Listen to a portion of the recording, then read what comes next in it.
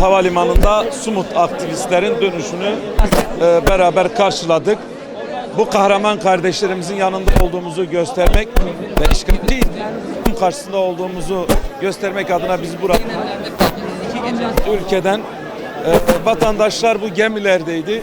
Bu gemiler merhametti, vicdandı, insanlıktı. Bu gemilerde çocuk maması vardı, su vardı, ilaç vardı. Daha doğrusu insani yardım vardı.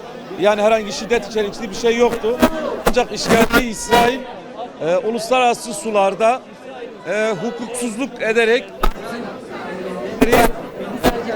hukuksuzca onlar darp edilmiş,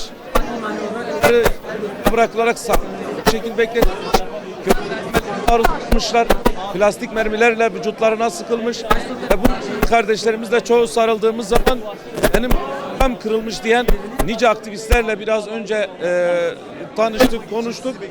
Gerçekten işgalci İsrail burada tekrardan gösterdi ki aslında 44 ülkeyle bir yönüyle onların onuruyla, haysiyetiyle dalga geçti, alay etti ve meydan okudu. Biz diyoruz ki eğer biz bugün bu işgalci İsrail'in yaptığı bu hukuksuzluğun hesabını sormazsak yarın daha kötülükleri ve daha pervasızca bu hukuksuzluğuna devam edecektir. Bundan dolayı her saniye bizim aleyhimize işliyor. Bu Siyonist soykırımcılara karşı net ve somut adım atılmalı. Bu ihlallerin hesabı tek tek sorulmalıdır. İnşallah bu iş burada bitmez. Bugün vicdanlı insanlar uyanmıştır. Artık sadece Filistin halkı değil, dünyanın halkları da işgalci İsrail'in zulmüne şahit olmuştur. Bu iş burada bitmez.